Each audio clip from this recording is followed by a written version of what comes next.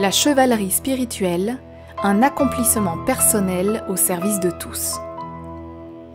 Dans l'introduction de sa traduction du Parsifal, Daniel Buchinger nous rappelle que les chevaliers du Graal ont une mission humanitaire. Ils doivent agir pour le bien de tous les hommes. En effet, ils peuvent être envoyés par Dieu dans tout pays, livrés à l'arbitraire et à l'anarchie, afin d'y restaurer l'ordre, y faire régner la justice et assurer la paix. Il est à remarquer que l'Église ne joue aucun rôle. Le Graal assure sans intermédiaire la liaison entre Dieu et la communauté chevaleresque.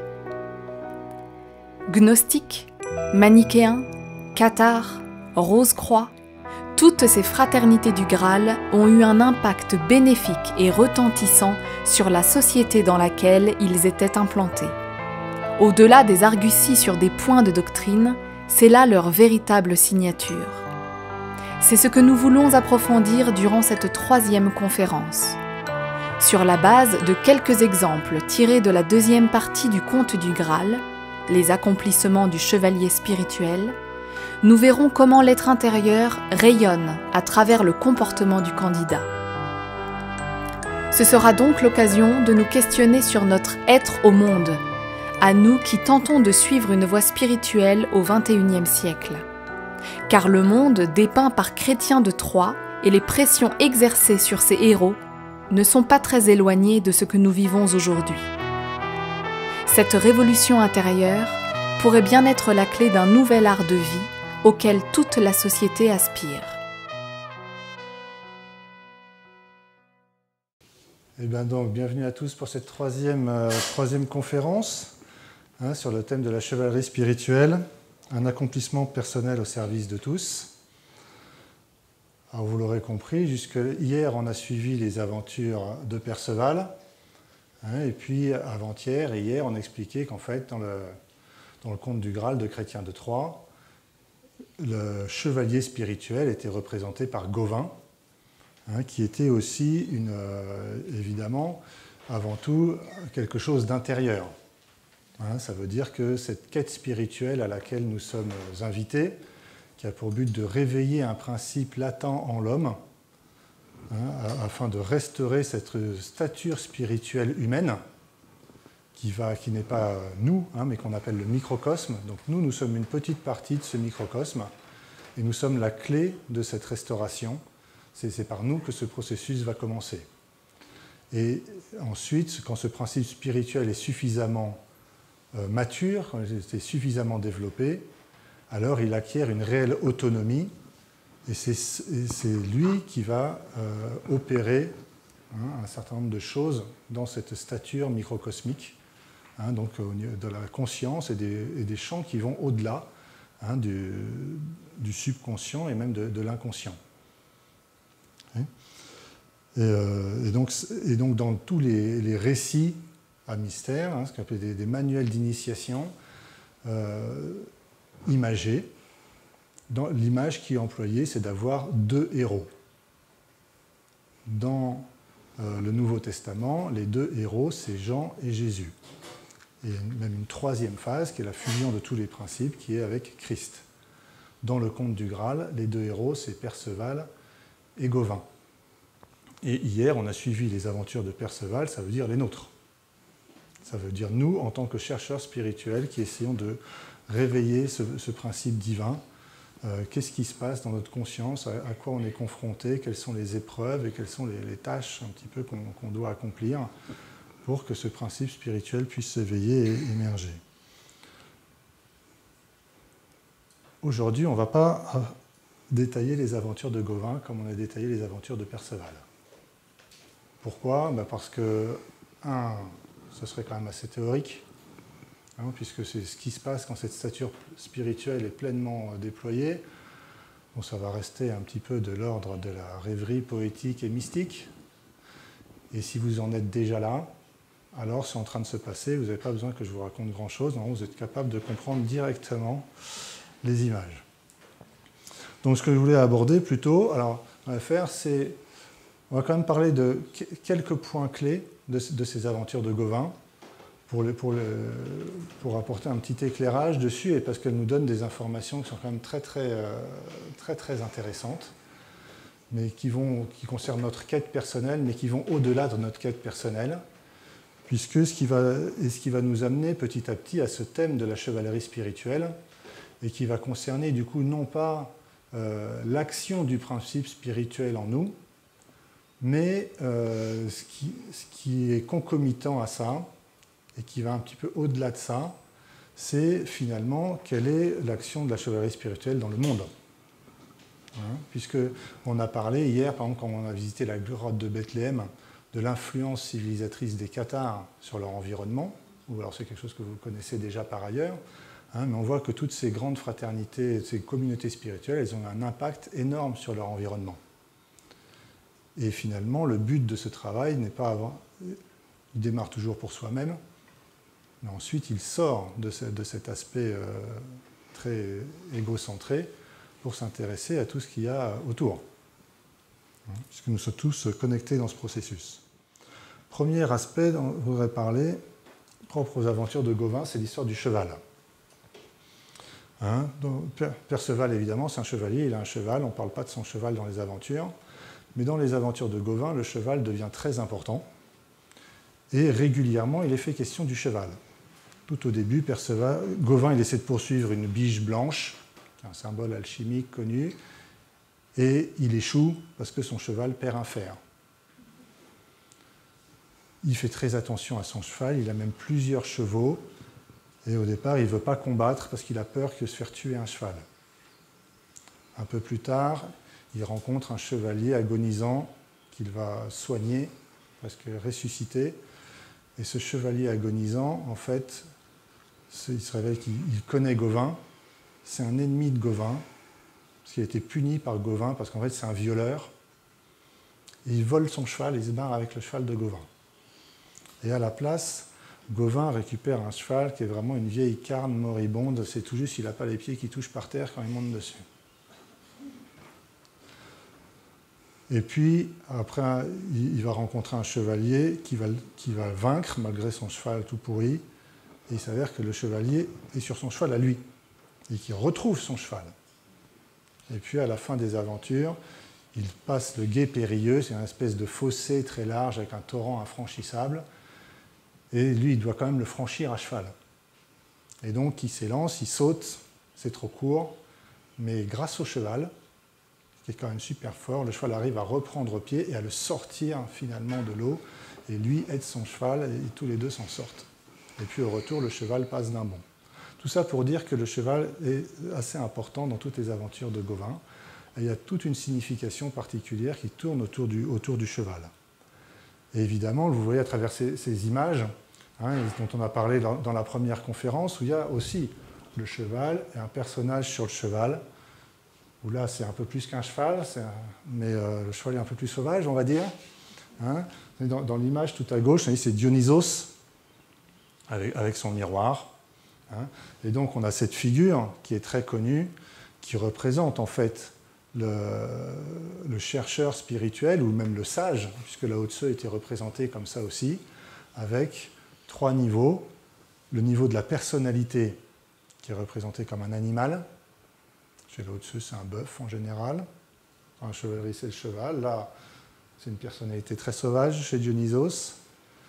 Mais cet animal, il est dirigé par un principe supérieur, représenté par un être humain, mais qui est en fait un être humain éveillé, qui est cette âme, et qui dirige le cheval. Et donc ce qui est intéressant dans cette partie du Gauvin avec ces histoires de chevaux, c'est qu'on pourrait se dire que dans la partie Perceval, c'était la personnalité qui était mise en avant, puisque c'est nous qui faisons, qui avons des problèmes de conscience, des idées, des machins, etc. Et on pourrait se dire, en fait, une fois que la partie spirituelle prend la main, ça y est, c'est bon, on ne s'intéresse plus à la personnalité. Or, pas du tout. Pas du tout. La personnalité devient encore plus importante. Devient encore plus importante parce qu'on a dit, ce processus-là, ce n'est pas juste un truc qui se passe comme ça dans les idées et dans l'imagination. C'est un processus de transformation de la conscience. La conscience, elle a un support physique, Si vous altérez le physique, vous allez altérer votre conscience. Si vous buvez un coup de trop, ça part dans les choux. Là, vous avez la maladie, vous avez la vieillesse, enfin bref. Okay. Si on altère le support physique, on altère la conscience. Et donc là, au moment où cette nouvelle conscience apparaît, le support physique devient très important.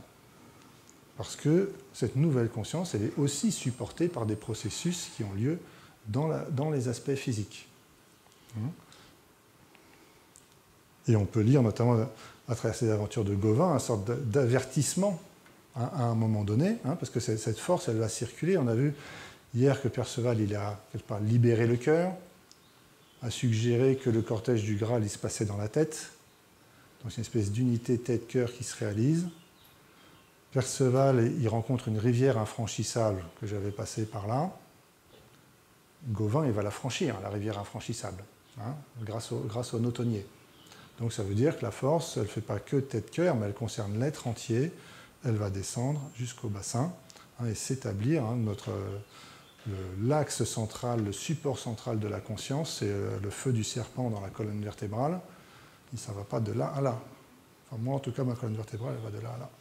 Et vous aussi, je pense. Donc c'est tout ça. Et là, on a un avertissement particulier. Quand il rencontre ce personnage qui est un violeur, si c'est un violeur, c'est un petit problème avec la gestion de la force sexuelle. Et à ce moment-là, il se fait voler son cheval, ou son cheval se change en une vieille carne toute foutue et qui n'est pas tout à fait propre à des combats chevaleresques. Donc il nous donne un avertissement sur le moment où cette force va arriver à ce niveau-là et à ce qui se passe entre ces énergies très différentes, entre cette énergie spirituelle et l'énergie qui nous meut à la base, qui est cette force sexuelle. Un autre aspect qui est intéressant dans ces aventures de Gauvin, c'est l'histoire de la dame. Il y a toujours une dame, on dit, ouais. Mais puisque l'âme, elle a deux pôles, même cette âme nouvelle, elle a un pôle masculin, un pôle féminin. Comme c'est un récit de chevalerie, on s'intéresse principalement au pôle masculin qui est Gauvin, mais il y a quand même le pôle féminin est toujours présent. Et ce que je disais hier, c'est que dans la partie Perceval, la dame, elle reste toujours à peu près égale à elle-même, c'est-à-dire c'est une frêle jeune fille qu'il faut défendre. Elle est toujours dans des problèmes divers et variés, mais elle est toujours dans le modèle de la frêle jeune fille qu'il faut défendre. Chez Gauvin, ce n'est pas du tout le cas. On va se voir cette dame qui évolue assez rapidement, et ce qui est normal. Une fois au démarrage, c'est quelque chose qui naît, c'est en fait une âme représentée comme une jeune fille, mais en fait c'est une âme embryonnaire. C'est un bébé, c'est un petit enfant qu'il va falloir protéger, mais quand on est au stade Gauvin, c'est plus un petit enfant, c'est une âme presque adulte, et donc là, il n'y a plus vraiment besoin de la protéger. Et donc, dans la première aventure de Gauvin, il va rencontrer une petite fille. Deuxième aventure, c'est une jeune femme, bien décidée à croquer la vie à pleines dents, on va dire, en tout cas très libre. Troisième rencontre, à ce moment-là, c'est toujours une jeune femme, mais beaucoup plus vindicative. En fait, ça va être littéralement son initiatrice, puisque c'est elle qui va le pousser dans les différentes quêtes suivantes. Et en même temps, elle lui interdit de le toucher. Il n'a pas le droit de l'aider, il n'a pas le droit de la toucher. Et elle passe son temps à l'insulter, à le débiner, à lui dire « Vas-y, va faire telle aventure, j'ai hâte de te voir crever. » Donc elle n'est pas hyper sympa. Elle est charmante. Elle est charmante. Et tout le monde lui dit « Ne va pas avec elle, ne t'approche pas d'elle, ne la fréquente pas, c'est une folle, c'est le diable, tous les mecs qui l'ont fréquentée sont morts. » Et lui, il dit « Cause toujours, tu m'intéresses. Je le ferai quand même. » Et c'est évident, on peut le voir pour nous-mêmes, que quand même, si on parle de deux héros, c'était pour illustrer ce fait que ce n'est pas une évolution de nous-mêmes, c'est une autre force qui naît. Si on est habité par une autre force, qui n'est pas une force de cette nature, qui est une force d'une toute autre nature, eh ben, la rencontre entre les deux mondes n'est pas forcément hyper harmonieuse. Notre conscience que nous avons de cette force n'est pas forcément une pleine conscience, une reconnaissance face à face. Ça peut être une connaissance intuitive, et ça va être quelque chose qui va nous bouleverser. Hein, ça va être une tempête intérieure, ça va nous secouer. Et puis la rencontre suivante avec les personnages féminins, ça va être quand il va dans cette espèce de château merveilleux, où il y a l'épreuve du lit de la merveille. Et là, c'est un château qui est tenu par des reines. Il n'y a pas de roi. Il y a des hommes, mais il n'y a pas de roi, c'est des reines. Et il s'avère que la reine, ces deux reines qui dirigent le château, l'une des reines est la mère du roi Arthur, et l'autre reine est sa propre mère à lui, la mère de Gawain, qui ne le reconnaît pas et qui ne reconnaît pas non plus, parce qu'il était séparé de sa mère quand il était petit, et est censée être morte depuis belle lurette, et la mère d'Arthur encore plus. Et ça aussi, du coup, qu'est-ce que ça veut dire? On a dit que le roi Arthur, et puis sa communauté de la table ronde, représentent l'école spirituelle, représentent la communauté spirituelle qui œuvre sur Terre. Et le roi Arthur, ça peut être le guide de cette communauté, ou celui qui a créé la communauté. Et puis là, quand on le voit au moment des aventures de Perséus, il est un peu en retrait, mais c'est lui qui a créé cet élan. Et donc, si c'est la mère du roi Arthur, ça veut dire que c'est la force qui a créé cette école spirituelle. Si c'est la mère de Gawain, c'est la force qui impulse cette âme nouvelle. Donc ce château n'est pas juste un château merveilleux, n'est pas juste un château merveilleux du monde des morts où Gawain rencontre des morts. Il ne rencontre pas des morts. C'est le château spirituel dans lequel il rencontre les forces qui ont créé leur contrepartie dans la matière. Mais donc il y a une école spirituelle dans la matière et une école spirituelle invisible qui est ce château des dames. Et pour avoir le droit d'y rentrer, pour pouvoir y entrer, il va devoir subir une triple épreuve, et l'épreuve du lit de la merveille, donc qui est dans un lit, et donc aussi une indication, ça veut dire que c'est une épreuve qui pour nous, on vit la nuit. La nuit, la possibilité de passer une épreuve qui nous amène dans un endroit particulier, qui est ce château spirituel, à partir duquel les écoles sont créées.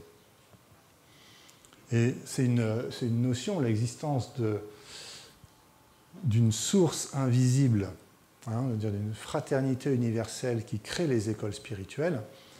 C'est quelque chose qui existe depuis très longtemps et qui est transmis dans les images des mystères. Là, vous en avez une illustration, par exemple. Alors, ce n'est pas une image contemporaine de Chrétien de Troyes, elle est un petit peu plus tardive. Cette version-là, elle est très tardive, elle doit dater du XVIe siècle, mais elle fait partie d'une série d'images, toutes identiques, déclinées sur le même modèle, donc la plus ancienne doit dater du XIVe siècle. Mais comme elle est jolie, j'ai pris celle-là. Voilà. Et sur cette image, qu'est-ce qu'on voit? Sur cette image, on voit un dragon. Le dragon, dans l'alchimie, c'est comme les dinosaures, c'est ce qui était là avant l'humanité. Ce dragon, il est vert. Ça veut dire c'est la vie, c'est l'espoir. Ce dragon vert, il a sa queue qui lui passe dans la gueule. Là, c'est comme s'il se mange, c'est la figure classique de l'Ouroboros, il se mange lui-même. S'il se mange lui-même, ça veut dire qu'il ne mange pas les autres. Donc ce dragon qui existait avant nous de la vie, il n'exerce aucune prédation sur personne. Il ne fonctionne pas comme nous. C'est vraiment la vie. Dans sa gueule, il a cette lune aux trois aspects, qui en fait forme comme une coupe. Et là, l'image est coupée, mais au-dessus, il y a un soleil rayonnant, qui a lui aussi trois aspects, avec une partie dirigée vers l'intérieur, vers l'extérieur et vers le haut. Et donc ce dragon, il récolte la force de ce soleil spirituel. On voit que manifestement, c'est une dragonne, c'est un principe féminin, donc elle recueille des forces et elle les transmute. Hein? Ce dragon, cette dragonne, du coup, manifestement, elle a ses règles. Si elle a ses règles, c'est qu'elle n'est pas fécondée. Donc elle déverse cette force transmutée qui est une force non fécondée et qui est une force pure. Elle la déverse sur la Terre, qui est cette sphère, avec le T inversé en alchimie, c'est le symbole du sel, donc ça veut dire cette terre complètement cristallisée. Elle déverse cette force qui vient de l'esprit et qu'elle a transmutée en sang. Le sang, c'est quand même la source de la vie. Hein. Et là, ça allume des foyers de feu qui vont être ces écoles spirituelles. Le dragon, il n'a pas d'ailes. Il a donné ses ailes à la terre. Il a donné ses ailes à la terre pour la protéger. Comme il a donné ses ailes à la terre pour la protéger, il ne peut plus voler. Donc ce dragon, il ne s'envolera que quand la communauté spirituelle sur terre se sera élevée jusqu'à lui pour lui rendre ses ailes. Et à ce moment-là, elle prendra sa place. Ça ressemble à ce qu'on racontait hier avec ce monument qu'on a été voir, Galahad. On disait que les fondateurs de l'école cherchaient la fraternité précédente pour avoir un passage de relais. Et donc, vous voyez, illustré là, cette existence connue de tout temps, de cette fraternité universelle qui va créer en fait les écoles des mystères sur Terre et œuvrer au service de l'humanité. Hein? Et c'est ça qui impulse ces écoles, cette chevalerie qui se dirige vers elles. Et dans ce château spirituel, on nous dit il y a 300 jeunes gens et 300 jeunes filles. Avec tous les hommes, il y en a 100 qui n'ont pas de barbe, il y en a 100 qui ont une barbe, il y en a 100 qui sont vieux. Et tous ne sont qu'écuyers, aucun chevalier, tous ne sont qu'écuyers. Et Gauvin, une fois qu'il a vaincu les épreuves, il devient roi du château. Et avant d'aller livrer son dernier combat, il va marier les hommes et les jeunes filles, et il va sacrer tous les écuyers chevaliers. Donc on voit que dans ce château spirituel, il recueille aussi toutes les âmes en cours de développement, c'est-à-dire qui n'ont pas réussi à devenir chevaliers, qui n'ont pas réussi à devenir des vraies dames, qui n'ont pas accompli leur vocation, mais ils ne sont pas perdus. Ils sont recueillis dans ce château spirituel. Et le chevalier spirituel, une de ses missions, ça va être de les amener un cran plus haut, de les amener à maturité. Ce sont des âmes enfants endormies qui sont recueillies là. Et elles vont être amenées à maturité dans ce château spirituel. Ok, vous avez des questions ?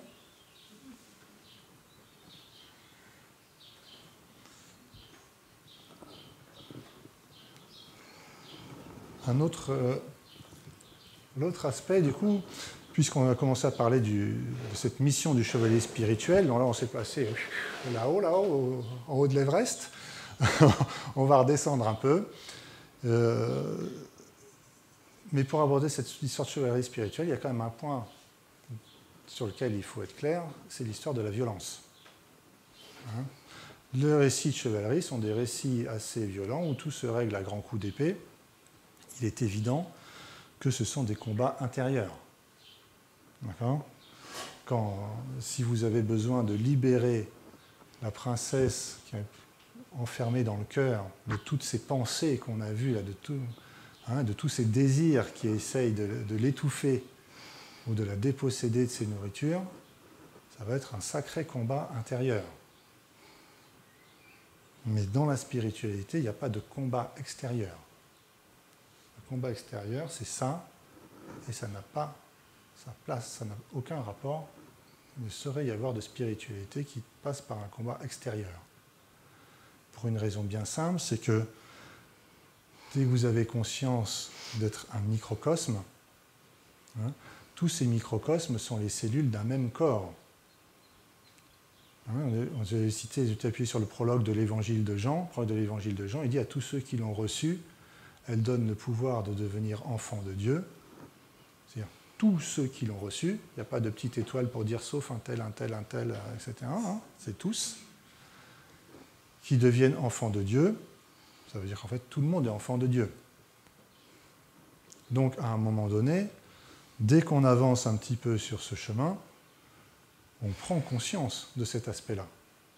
Hein, notre individualité forcenée, elle vient essentiellement de la peur. Mais dès qu'on s'en libère, ça n'a plus lieu d'être.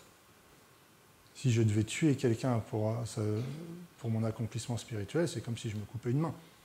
J'aurais l'air bien malin. Il ne faut pas que j'en tue trop. Mais vous voyez ce que je veux dire? Et ça s'étend aussi, ça c'est évident parmi les humains, mais ça s'étend aussi aux autres règnes. Parce que les autres règnes, soit nous en sommes responsables, soit nous leur sommes redevables. Des fois les deux. Nous en sommes responsables parce que toute une partie de tout ce qu'on voit, ce monde qui nous entoure, c'est une école d'apprentissage. Il est là pour que les microcosmes puissent reprendre conscience de leur vocation divine, éprouver leur pouvoir, comprendre comment ils peuvent agir, se reconstruire et réintégrer cette dimension divine. Dans la descente, tout ça a été créé en partie par nous, et donc on ne peut pas le laisser là derrière n'importe comment, ni le maltraiter. Il y a une mission de l'humanité, en même temps qu'elle s'élève, d'élever tout ce qu'elle a créé. Et l'autre aspect, c'est qu'une partie de la création est là comme compensation à tout ce que nous détruisons. Il suffit de penser à la respiration, par exemple. On aspire de l'oxygène, on rejette du gaz carbonique, et les plantes, elles font l'inverse. Elles corrigent nos conneries. Donc, elles aussi. On ne peut pas dire, tiens, je vais tout raser, parce qu'on leur est redevable à ces règnes-là. Hein, tous ces règnes ont une conscience, on n'a pas le droit de les maltraiter. Alors, notre chevalier spirituel, notre chevalier, on voit à travers les aventures de Gauvin qu'il incarne tout un ensemble de valeurs. J'ai vu que Chrétien de Troyes, quand même, il nous décrit un monde qui est très violent, même si ces chevaliers le sont nettement moins, mais quand même, ils sont confrontés en permanence à des cadavres. On voit toutes ces jeunes filles qu'on leur a mis morts dans les bras. Ils sont en permanence menacés. Il y a 65 occurrences de décapitation, je crois, dans le Conte du Graal. On les menace d'être coupés en morceaux, on les menace d'être tués. On voit que pour les femmes, c'est pas forcément hyper rigolo. On voit la jeune fille qui parle au début et dont les propos ne plaisent pas à qu'eux, elle se prend une grande tarte dans sa tête. Il y a la fille on voit aussi que on a Gréoréas qui est un violeur et qui est très surpris et très mécontent qu'on ait osé le punir d'avoir été un violeur. Ça ne lui convient pas du tout. On voit la fille du notonnier qui pleure parce qu'elle n'a pas envie que Gauvin aille au château de la Merveille où il risque de mourir. Et son père, quand il la voit, il croit qu'elle pleure parce que l'autre l'a violée. Elle lui dit, bon, c'est bon, arrête de pleurer, on s'en fout. Ça décrit quand même un monde où, waouh, c'est quand même pas hyper... Et dans ce monde-là, nous, nos chevaliers, ils ne vont pas avoir cette attitude.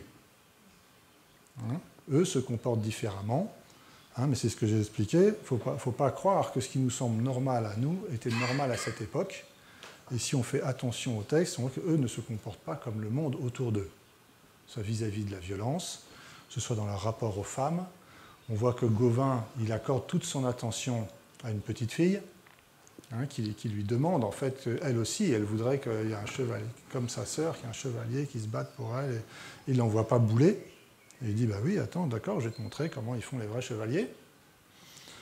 On apprend à la fin, tous les pauvres sont en train de pleurer Gauvin qu'on croit mort.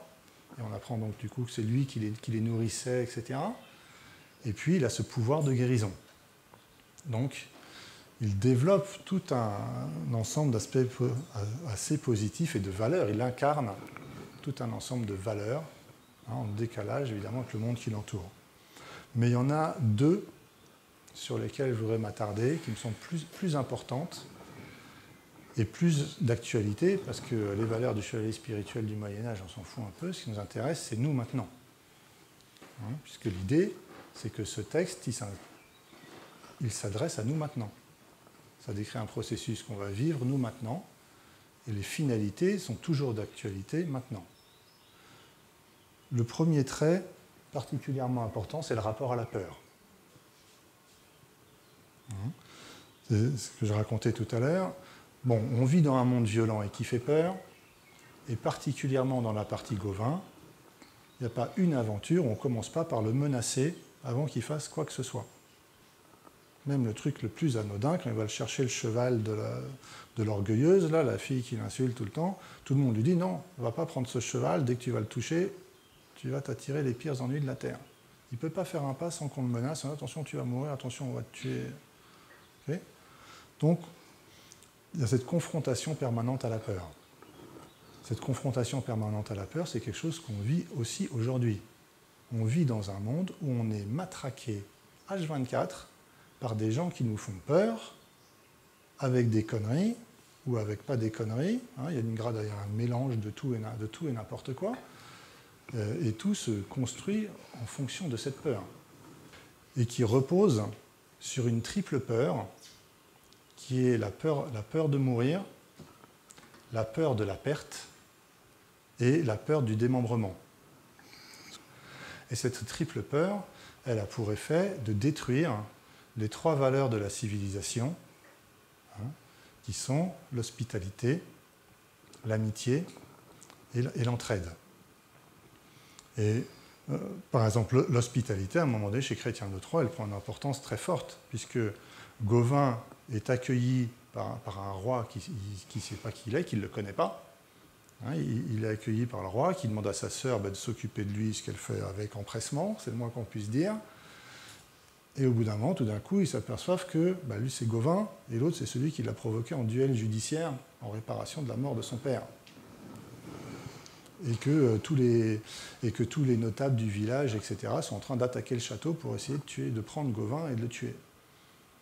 Et il dit, non, tout le monde s'arrête, vous ne faites pas ça, je lui ai offert mon hospitalité, donc personne ne va le toucher et personne ne va l'emmerder. L'hospitalité, c'est absolument sacré, tout le monde s'arrête à tel point que le duel n'aura pas lieu, hein, et qu'à la place, ils vont lui trouver une autre quête ou ils vont faire autre chose.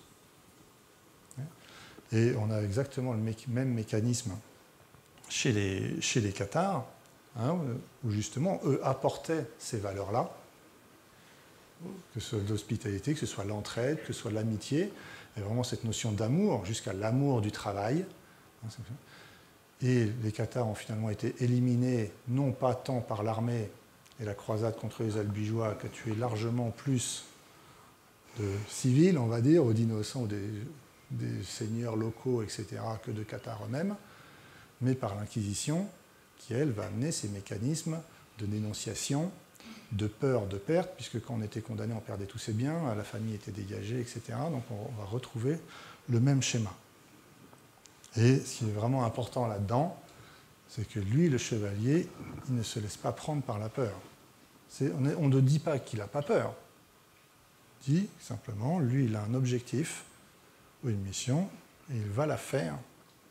Et si ça fait peur, c'est pas grave. Mais il s'en tient à une certaine ligne de conduite, et jamais la peur ne guide ses actes. Ça, c'est vraiment un aspect fondamental. Deuxième aspect fondamental, qui nous concerne aussi, c'est l'aspect du témoignage. Et l'aspect de comment on témoigne de qui on est et d'incarner sa présence dans le monde. C'est illustré dans la feuille de Gauvin à plusieurs reprises. On le voit notamment au début quand il s'approche d'une ville et il va dans un champ au milieu duquel il y a un chêne et il se tient debout au pied du chêne et dans le chêne il accroche son écu et il pose sa lance. A dit le chêne, c'est l'arbre, ça représente la conscience, hein, c'est ça qu'on a expliqué quand on a donné tous les symboles là, dans la première conférence. Donc ça veut dire qu'il laisse voir clairement qui il est. Il témoigne de son état de conscience. tout au long du conte, il y a une notion très importante, c'est la notion du nom. La mère de Perceval, elle dit, demande toujours aux gens que tu rencontres quel est son nom. Car d'après le nom, on connaît l'homme. Hein? Le nom, c'est une vibration. Mon nom, c'est ma vibration. D'accord ? Donc, quand on parle de quelqu'un de son nom, ça veut dire la vibration qui le définit.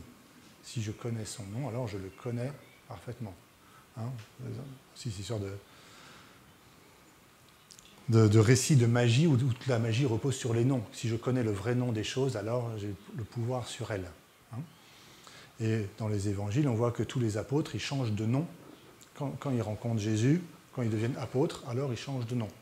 Thomas, hop, ça devient Pierre. Saul, ça devient Paul. Donc ça veut dire qu'il y a une transformation dans cette vibration fondamentale, mais toujours on témoigne par son nom. Et chez Gauvin, c'est particulièrement prégnant, hein, puisque Gauvin, c'est celui qui ne cache pas son nom du style en mourir. C'est comme ça qu'il se définit, hein, et c'est comme ça que se termine presque le conte du Graal, hein, puisque à la fin, quand il a sauté son guet périlleux, il arrive devant Guy Romelan, qui est un chevalier invincible, un géant terrible, hein, qui ne se bat jamais contre moins de 2 adversaires à la fois, sinon ce serait complètement déshonorable. Et puis ils discutent tous les deux. Guy Romelan lui explique comment ça se passe, le château, machin, papapi, papapa, et dans la discussion, il lui dit quand même que son ennemi numéro 1, c'est Gauvin. Et puis après, il dit, mais au fait, comment tu t'appelles ? Et Gauvin dit, Gauvin. Celui qui ne cache pas son nom du style en mourir.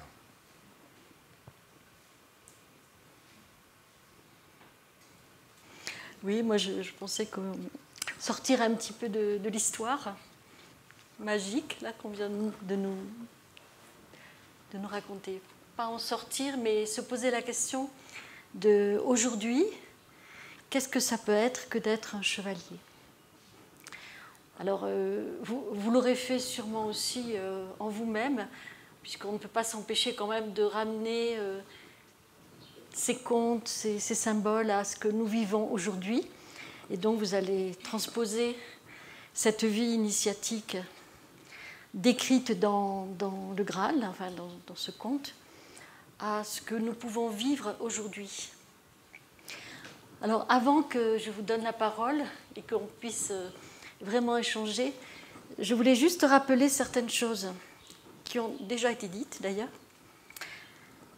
Déjà que le chevalier mène un combat intérieur essentiellement, que tous les éléments que nous avons rencontrés là, c'est toujours évidemment des réalités intérieures, et que donc s'il y a conflit intérieur, combat, ça veut dire qu'il y a des forces en nous, et que ces forces, on va dire, luttent pour quelque chose, enfin, pour gagner un territoire.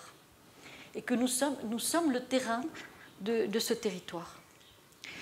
Alors, il est évident qu'on ne peut mettre en route ce courage, ces qualités d'âme pour vaincre, enfin, pour arriver à la victoire, hein, que si nous sommes très conscients de la finalité. Hein, nous ne rentrons pas dans un conflit qui n'aurait pas de sens et qui serait juste pour combattre. Hein, parce qu'on a un peu ce sentiment parfois quand on lit le récit. Il y a beaucoup de combats, il y a beaucoup de coups d'épée. Hein, on a envie d'en sortir un petit peu. Mais si on sait pourquoi, évidemment, on va retrouver un ordre. Et l'ordre, c'est-à-dire aussi la méthode pour mener ce combat à bonne fin, l'ordre va nous être insufflé par la liaison avec ce que tu as évoqué, hein, c'est-à-dire la dimension supranaturelle ou supratemporelle, enfin surhumaine, entre guillemets, cette fraternité qui nous accompagne depuis l'aube de l'humanité.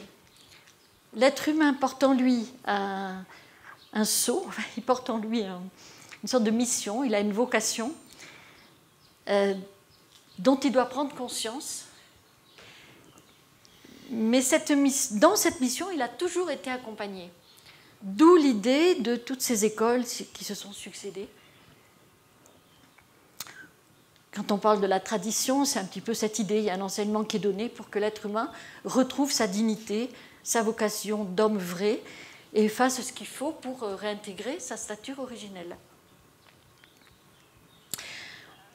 Alors, aujourd'hui particulièrement, nous sommes sous les rayonnements du Verseau, enfin, pratiquement, ou du moins, je sais que vous avez tous entendu parler de ces rayonnements qui enveloppent la Terre, et nous faisons le lien entre ces nouveaux rayonnements et puis la nécessité pour l'être humain de développer en lui ou de faire émerger en lui cette âme divine, cette dimension qui en fait la signature, et cette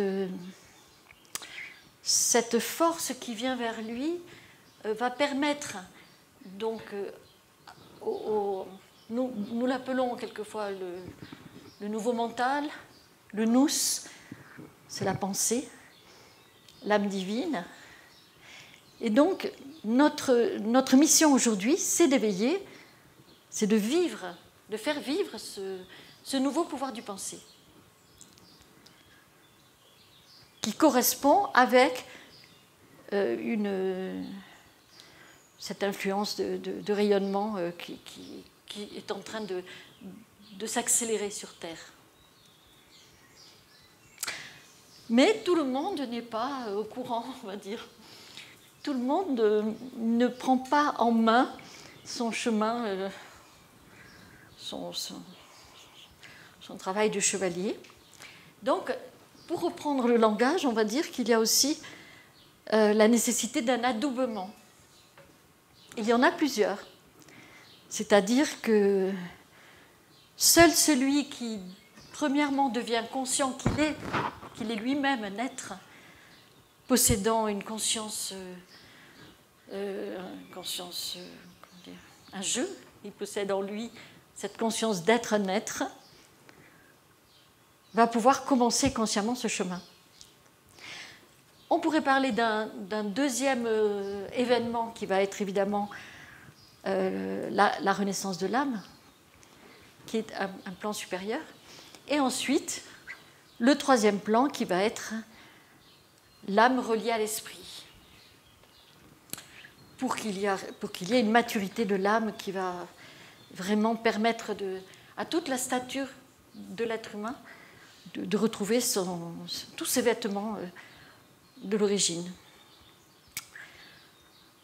Donc tout ça pour dire que nous avons un choix, et qu'à chaque fois qu'il y a une étape dans notre chemin de conscience, cette étape,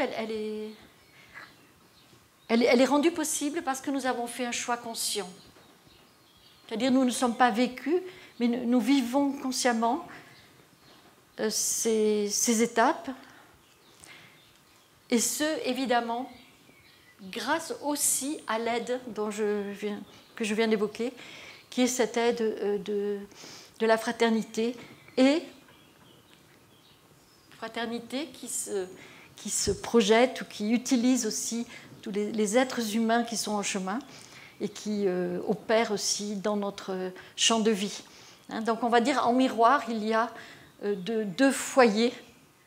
Le premier étant le foyer spirituel des âmes libérées et de la fraternité universelle, et la réponse qui vient d'en bas, de chez nous, qui est que nous sommes tous ensemble pour répondre à cet appel, et que donc nous faisons ce travail.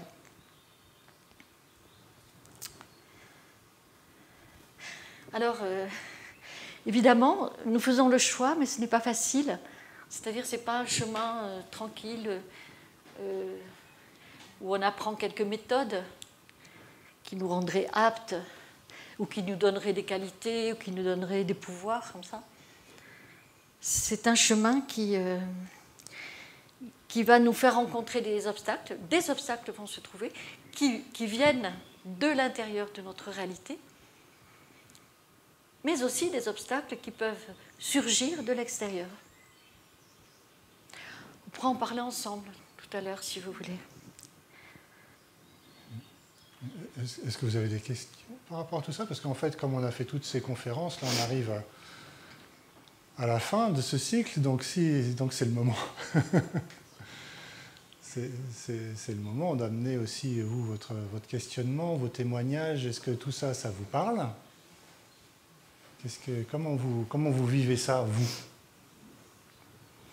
Est-ce que vous vous reconnaissez dans ce cheminement? Est-ce que vous dites, tiens, ben oui, moi, je me place là, ou moi, pas du tout? Enfin, je ne sais pas. Est-ce que ça apporte un éclairage à soit votre recherche, soit votre vécu dans cette recherche? Quels sont les obstacles intérieurs que l'on peut rencontrer? Oui? Par rapport à ce que vous venez de dire, par rapport aux obstacles intérieurs et les obstacles extérieurs, j'en étais arrivée à me dire, mais est-ce que les obstacles sont tous que intérieurs? C'est-à-dire que souvent je me dis, il m'arrive quelque chose dans la vie, l'univers m'envoie ça, mais c'est quelque chose qui en fait reflète quelque chose en moi que je dois travailler. Je le vois comme ça. Mais c'est vrai que des fois je me dis non mais quand même ça m'appartient pas. Vous voyez, j'ai ces réactions et là je suis un peu démunie, j'y crois plus, je me dis mais qu'est-ce qu'il faut que tu fasses pour que ça s'améliore et quel est le chemin, qu'est-ce que tu n'as pas compris justement pour que cet univers arrête de te renvoyer ça. Je suis toujours dans les deux et ce dialogue, voilà le chemin aujourd'hui où j'en suis. Et notamment ça m'a beaucoup interpellée aussi la question de cette symbolique du cheval et de la carne. À un moment donné, il est vraiment sur une carne, donc là, ça me fait penser à l'incarnation. Donc tout de suite, je me suis dit, oui, notre corps, c'est le véhicule pour la vie, il faut y faire attention. Et du coup, dans les moments où justement le corps ne nous répond plus, comment trouver le chemin pour retrouver le bon corps, quoi, donc le bon cheval.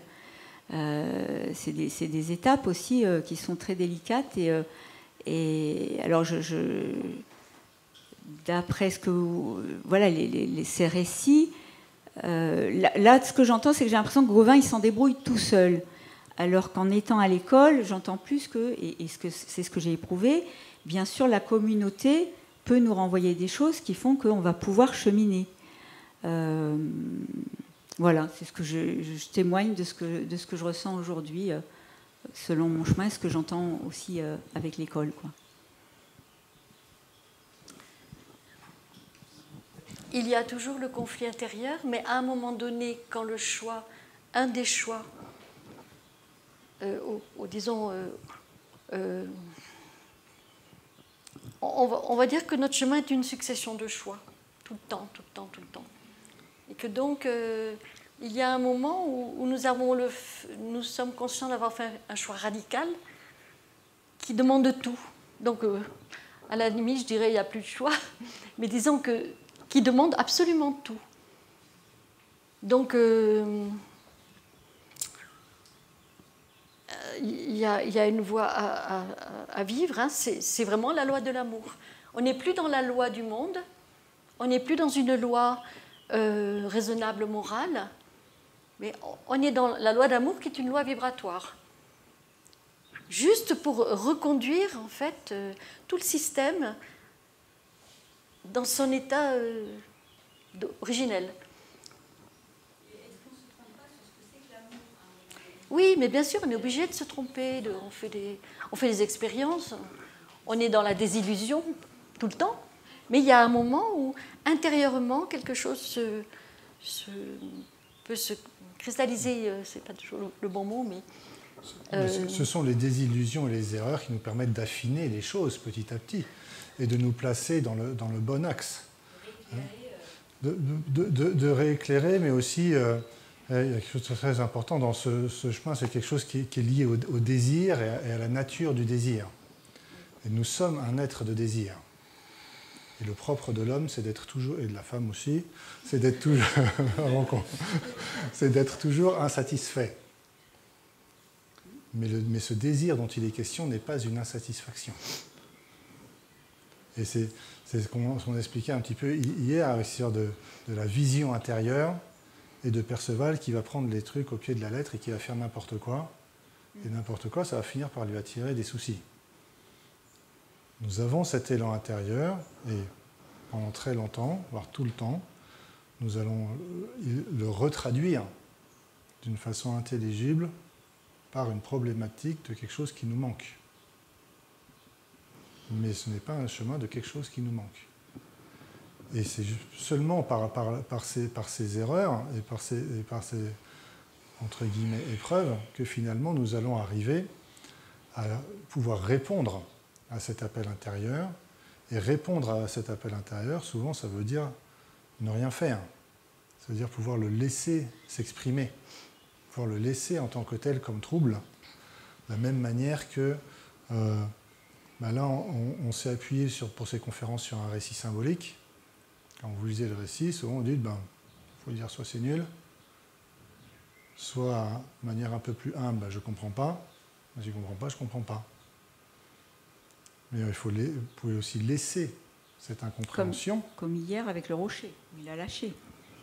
Ouais, un peu comme hier avec le rocher qu'il a lâché, mais ce n'est pas un lâcher-prise qui accompagne un oubli.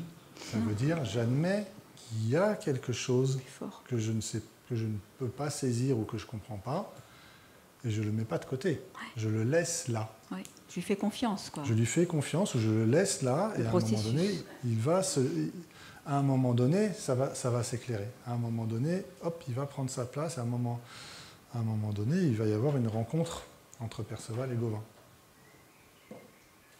C'est là qu'il retrouve son cheval aussi. Oui, et c'est là qu'il retrouve son cheval. Mais sur le cheval, il y a 2 points. Effectivement, il y a l'attention au corps. Oui. Il y a aussi il y a quelque chose qui est intéressant, c'est que chez Wolfram von Eschenbach, il ne récupère pas son cheval. Il récupère un cheval qui vient du château du Graal. Donc c'est un cheval amélioré. Et c'est pour ça qu'il arrive à passer le gué périlleux. C'est parce que ce n'est pas un bête de cheval, c'est un cheval amélioré. Et donc ce qui veut dire qu'effectivement, dire juste c'est le cheval aussi, il va quand même s'améliorer un petit peu. On n'est pas en train de chercher un processus qui va créer un cheval parfait. Mais néanmoins, une des conséquences du processus, c'est que le cheval doit être un peu moins bancal quand même. Et après, vis-à-vis de tous les aspects corporels, il faut aussi prendre en compte le fait que nous sommes issus d'un microcosme qui a un passé avec des marques, avec une vie, avec des choses qu'il doit vivre et des choses que malheureusement, il nous incombe de porter. Et quand des choses sont trop imprimées dans la matière, on ne peut pas les désimprimer. Il va falloir les porter. La seule chose qu'on peut se dire, c'est que si on a, nous, à les porter, c'est qu'on peut les porter. C'est qu'on a les capacités, on a les ressources à le faire. Et peut-être qu'à un moment donné, il va falloir admettre que non seulement on va devoir les porter, mais qu'on ne comprendra jamais pourquoi. C'est juste parce que le microcosme, il a un pet et c'est comme ça. Mais si elles nous arrivent, on peut les porter. Ça a une fonction dans un autre plan, en fait. C'est une fonction dans un autre plan, ou c'est une conséquence de quelque chose d'autre qui sera corrigé beaucoup plus tard. Ouais. Merci. Moi, je vais faire peut-être un rapprochement un petit peu hasardeux entre la description du dragon et, qui féconde la terre, et la veuve d'âme qui impulse cette énergie au chevalier.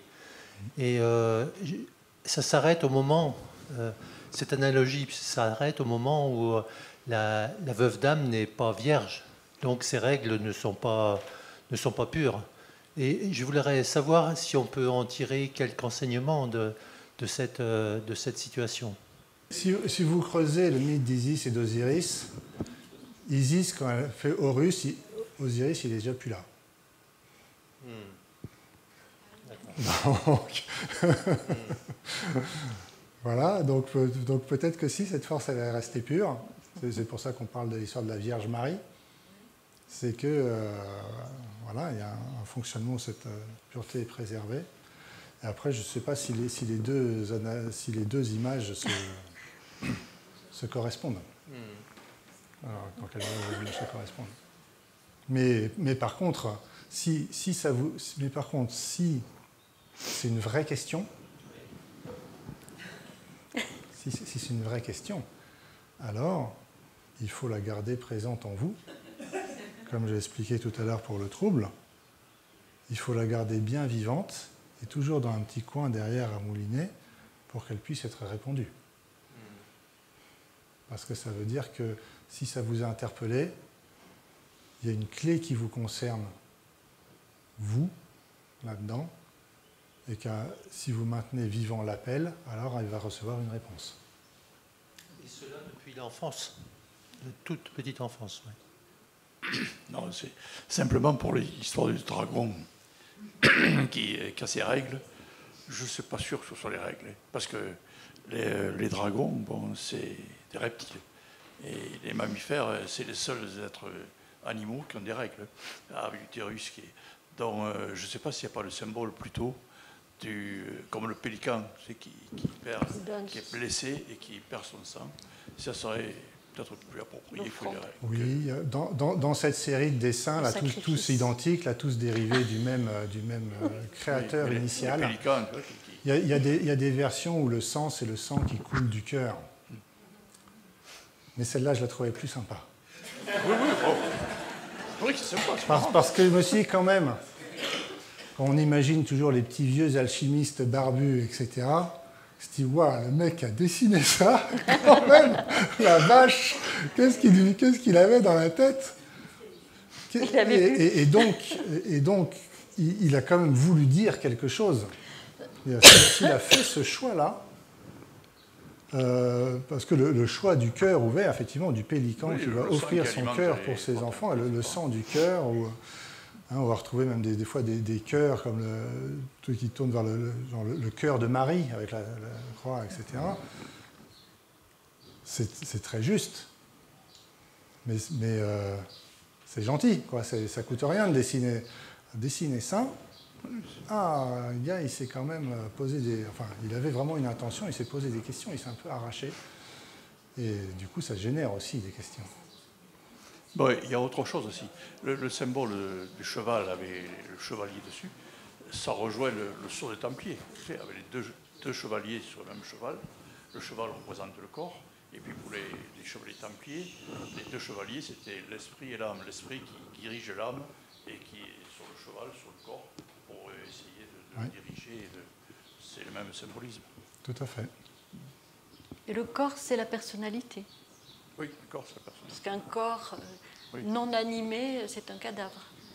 Oui. Le fait que, même quand Gauvin est sur sa vieille carne, il est suffisamment, l'âme est suffisamment forte et développée pour que même un corps bancal arrive à vaincre dans l'adversité. Oui. Donc voilà, la force d'âme peut pallier les déficits.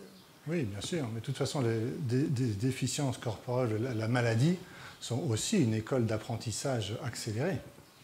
C'est quand on est bloqué dans ce qu'on voudrait faire, etc., que tout d'un coup, on a aussi un mûrissement qui se produit. On a une nécessité d'intériorisation, etc. Il y a quand même quelque chose, je ne sais pas, on a quelques minutes ou pas? Oui. Hier, tu as évoqué, avec le symbole de l'hostie sur le Graal, toute la Sainte Seine. Et en réfléchissant à la question de la communauté, je me disais qu'aujourd'hui, nous avons évidemment toujours tendance à vouloir rechercher une communauté. C'est inscrit en nous. Hein, un homme seul, ça n'existe pas. Donc nous avons besoin de nous relier à d'autres et de partager des idées, des activités, des sentiments, etc. Et donc je trouve... je sais pas, qu'est-ce que ça évoque pour vous, cette communauté? Parce que, par exemple, chez Platon, la communauté, carrément, c'est l'âme. Ce n'est pas une communauté pour planter des choux ou pour, je ne sais pas moi, faire de la musique ou quoi. C'est vraiment l'âme.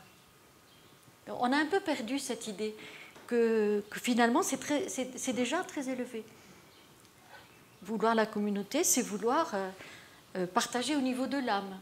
Donc, ça veut dire qu'on a déjà un peu traversé certains obstacles de tous ces conflits, de tous ces jeux de miroirs qui sont à l'œuvre dès qu'on est rassemblés. Hein, et qu'on a trouvé la force en nous de traverser vibratoirement et intérieurement, de traverser le jeu des contraires, le jeu des opposés, les conflits avec l'autre à l'extérieur de nous.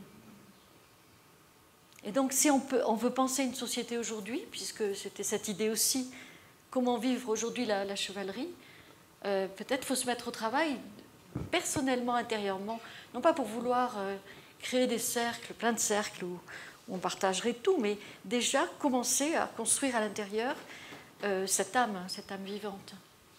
Et après, le reste nous est donné. Enfin, entre guillemets, disons que les êtres qui sont en construction et en reconnexion avec l'esprit vont se reconnaître et la communauté existe de fait. La communauté, elle est là, potentiellement, de toute façon. Elle est là aussi en nous, dans la mesure où, comme tu le disais, nous ne sommes pas qu'une personnalité. Il y a tout un aspect que nous ignorons de notre réalité, et donc les aspects inconnus de notre être, petit à petit, vont se révéler à nous, et on va voir que ça a toujours été là, en fait, virtuellement. Donc, je ne sais pas, je pose la question parce qu'on a tous rêvé d'une communauté. Enfin, c'était à la mode dans les années 70. Et donc, sans se rendre compte qu'en amont, il faut déjà faire un travail. Le tableau de Goya, je crois qu'il s'appelle la Dévoration, il est imprimé sur la page du livre de Lacan, du séminaire, La relation d'objet. Donc, sous-entendu, vraiment, le rapport à l'autre, c'est toujours la peur de la dévoration en premier. Et du coup, la communauté, on est obligé de travailler ça aussi. C'est pas que le fantasme que du tout va bien et on va survivre grâce à la communauté. C'est plus compliqué que ça. Oui, mais dans une école... C'est intéressant, vous l'ayez choisi. Oui. Quoi. Ouais. Mais quand on pense altérité, on oublie de penser l'autre en nous aussi. Oui. L'autre d'une autre nature. Oui. Et si on pense l'autre d'une autre nature en nous et en l'autre, à ce moment-là, on a une base de travail où on peut se... Oui, on considère que l'autre aussi a tout ça en lui. Oui, parce que sinon, c'est une histoire sans fin. Bien sûr. À vouloir s'entendre avec l'autre sans considérer ce niveau-là, voyez, de l'autre en l'autre et de l'autre en moi. Oui, c'est sûr que tous ces manifestations dont on va parler autour du chevalier spirituel sont celles du chevalier spirituel. Donc ça veut dire que ce n'est pas une culture de la bonté, il faut être gentil. Il faut laisser rayonner ces valeurs d'âme au fur et à mesure qu'elles se développent. C'est la même chose, c'est cette fameuse, à nouveau, l'histoire de témoigner de son nom, de pouvoir témoigner, c'est de laisser rayonner ces valeurs-là. Oui, le chevalier spirituel, du coup, il s'inscrit vraiment dans une communauté, justement, de la table ronde. Et donc, c'est une forme de, je pense, quelque chose qui doit être renouvelé un peu tous les 4 matins pour ces chevaliers de, à chaque fois porter, à nouveau leur recherche du Graal un petit peu pour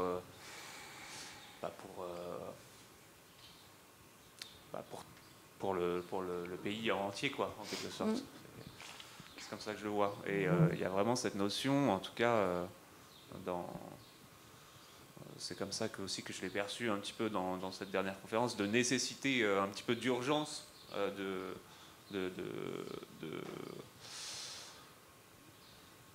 ce travail pour la communauté, quoi. Avec un grand péril. Alors je ne comprends pas forcément tout ce qui se passe, mais voilà. Comme on disait hier, chaque vision est accompagnée d'une mission. Donc dans votre prise de conscience, vous devrez aussi trouver comment vous devez l'accomplir, comment ça doit se manifester. Effectivement, ce n'est pas quelque chose qui doit rester juste dans le domaine des idées et des bonnes intentions. Je ne fais pas partie d'une communauté, mais j'aimerais prendre leur défense, s'il était possible. Dans les siècles derniers, les fraternités précédentes ont vécu l'initiation grâce à des côtés humanitaires, on l'oublie souvent, les dames cathares, les parfaites cathares, avaient des oustales. Ils accueillaient les malades, les nécessiteux, etc., les orphelins. L'ordre des chevaliers de Saint-Jean de Jérusalem, qui faisait partie du Graal, de la triple fraternité, soignait les malades, les blessés de guerre, etc., les orphelins. Et comment dire, c'est pas un frein au spirituel faire partie d'une communauté, s'occuper des autres, à condition de ne pas mettre le but dans cet apport horizontal. Tout à fait. Ça peut être une nécessité temporelle, mais si on ne met pas le but dans le... Si on ne le prend pas comme but, juste une cause qui se met dans le chemin, ça... c'est pas une obstruction au chemin spirituel. Ah non, pas du tout. Non, mais à un moment donné, on n'a plus rien d'autre à faire que de servir. Enfin, je veux dire, c'est pas qu'on a rien d'autre à faire, c'est que c'est par le service, par l'oubli de soi, par le service, que l'on libère aussi ses forces en nous. Et je pensais aussi à une communauté qui est très peu connue, on ne fait pas trop allusion, la communauté des Béguins-Béguines. Alors, notamment dans le nord de la France, Allemagne, Hollande, Belgique, etc. Ils étaient, pour nous, notre point de vue, ils étaient dans l'humanitaire, mais ils ont fait un énorme chemin spirituel et beaucoup d'écrivains qui ont écrit sur leur mission intérieure en tant que Béguins ont subi le même sort que les cathares, ont été brûlés, notamment à Paris, etc. etc. Oui, merci. Mais maintenant, la question qu'il faut se poser, c'est et nous? Parce que ce qu'ont fait les précédents, on n'en a rien à cirer. Enfin, c'est intéressant comme témoignage. Merci. Non, on n'en a pas rien à cirer, c'est intéressant comme témoignage, parce que justement, on dit, voilà le maître étalon. Voilà ce qui est possible. Voilà ce qui se passe. Mais maintenant, la question, c'est et nous? Et nous, individuellement ou collectivement, hein, parce que il y a aussi un aspect, c'est que nous, collectivement, on est toujours en train d'attendre quelque chose de la collectivité. Mais par exemple, une école comme la Rose-Croix d'Or ne correspond qu'à une petite partie de l'aspect du catharisme. C'est l'initiation dans les grottes. L'initiation dans les grottes, ils aidaient personne. C'était une école initiatique dans ces grottes. Et après, ils partaient. Et ceux qui partaient recréaient une communauté, œuvraient dans le monde, etc. Et donc, on a toujours, mais chacun à un différent niveau. Aujourd'hui, tout le monde attend quel est le super homme politique génial qui va tout redresser, parce que les actuels, ils font n'importe quoi. Et on attend, alors, il arrive. Et on va retrouver ça dans tous les domaines. Ça, c'est ton point de vue personnel. Ouais. Tout ce que je dis est mon point de vue personnel. Mais donc, cette question, vraiment, il faut se la poser, bien sûr. Ah, mais elle est cruciale. Hein. Quelqu'un comme Gurdjieff, par exemple, qui virait ses élèves quand ils étaient suffisamment avancés, et leur disait, ben maintenant, tu dégages, tu vas faire quelque chose. C'est comme ça qu'il a été connu. Hein, c'est comme ça qu'il a été connu, puisque les premiers livres qui ont été écrits, publiés, etc., n'étaient pas écrits par Gurdjieff, ils étaient écrits par ses disciples, qui donnaient des conférences, qui écrivaient des livres, et qui machin, mais ils étaient sortis. Ils diffusaient son enseignement, ils essaient de recréer quelque chose. Et donc, oui, il y a cet aspect d'autonomie qui doit émerger à un moment donné. Oui, exactement, comme les apôtres. C'est pour ça que... oui, bien sûr. C'est pour ça que cet aspect, justement, de la scène versus la crucifixion est intéressant au moment du Graal, parce que c'est vraiment la création d'une communauté sans maître qui va travailler, et même qui, après, vont se disperser et se retrouvent à des moments clés. Donc, à un moment donné, bien sûr, il y a l'aspect d'autonomie. Hein, et c'est pour ça, d'ailleurs, que Gauvin, à un moment donné, ne retourne plus à la cour du roi Arthur. Et il n'y retournera plus, puisque quand il réussit les épreuves du lit de la merveille, il devient roi de ce château spirituel, et on lui dit, tu ne pourras plus tu dois y revenir tout le temps. Tu ne peux pas le quitter. Tu vas faire tes bricoles, mais tu dois revenir. Je voudrais juste rajouter par rapport à notre époque, parce que je crois qu'on est tous spectateurs, ou enfin spectateurs, on voit tout ce qui se passe dans le monde et on ne peut pas ne pas être troublé aussi par ce chaos. Et peut-être on a l'idée de l'impuissance en fait dans laquelle se trouve l'humanité, sachant tout ce qui a été vu, tout ce qui a été compris intérieurement, et on voit que c'est comme s'il n'y avait pas de solution globale, enfin, au plan horizontal. Donc il y a cette idée de l'impuissance. Alors c'est difficile d'attendre que chaque peuple, que chaque partie du monde prenne la mesure de son impuissance et puis pose un acte qui va découler de cette prise de conscience. Mais c'est valable pour nous aussi. Cette idée qu'à un moment donné, on arrive à la limite. Et quand on va... enfin, je ne sais pas, c'est une expérience que nous faisons tous. C'est qu'à un moment, nous allons à une limite, il n'y a pas de possibilité de progresser, parce que c'est vraiment une limite. C'est comme hier soir, hein, le spectacle, là. Hein, on est devant un mur, et puis bon... Tout ça pour dire que quelquefois, ça peut être brutal. Je veux dire, la confrontation, il peut y avoir vraiment un vrai choc qui nous éprouve jusque dans notre corps, dans notre psyché, et qu'on ne sait pas qu'en fait, autre chose est en train de se préparer, parce que nous nous sommes aussi préparés dans l'obscurité. Enfin, il y a quelque chose qui travaille en nous, qui fait qu'à un moment donné où on croit que tout est perdu, que nous sommes vraiment devant le mur, autre chose d'insoupçonné se révèle et apporte la solution. Et on bascule. Ce n'est pas comme ça une progression avec une continuité où on va trouver des solutions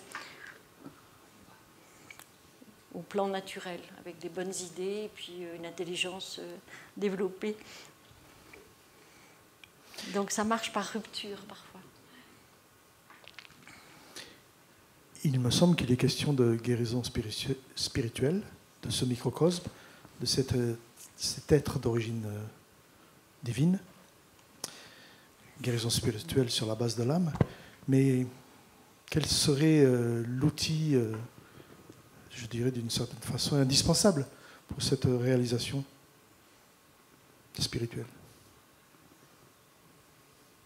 Il n'y a pas de mauvaise question? Non, c'est très...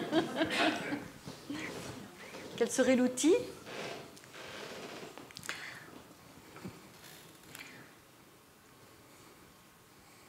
Moi, je dirais de suivre... Mais, comme vous disiez, est-ce qu'on est dans l'illusion ou pas? Quelquefois, on se pose la question, hein, c'est sûr. Je dirais de suivre ce fil de la ressouvenance qui ne se trompe pas, pas pour moi, c'est personnel.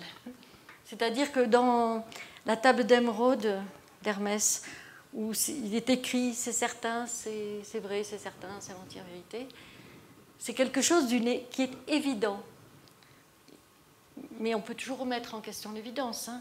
Donc, qui c'est qui remet en question l'évidence? C'est le mental. Et si on enlève le mental, on peut se trouver devant la voie du cœur, qui n'est pas la voie du cœur sentimentale, un peu, hein, mais qui est la compréhension dont on parlait déjà dans les conférences. Cette compréhension, c'est finalement cette liaison tête-cœur qui s'incarne, enfin qui se manifeste aussi à travers un organe. Et c'est cette idée de créer, de faire la place pour que cet organe de la pensée supérieure émerge, elle a toujours existé. Elle a toujours été apportée à l'être humain. Et peut-être aujourd'hui, on est dans une impasse parce qu'on a beaucoup, beaucoup cultivé le mental. Et puis, même maintenant, c'est encore pire. Mais la voie du cœur, c'est quand même quelque chose qui traverse toutes les traditions, toutes les cultures. Mais encore une fois, il ne faut pas le prendre au niveau sentimental. L'esprit, la méchante jeune fille qui apparaît assez rapidement dans les aventures de Gauvin, je me dis, pour moi, je me dis, c'est peut-être aussi une réaction homéostasique, c'est-à-dire Gauvin,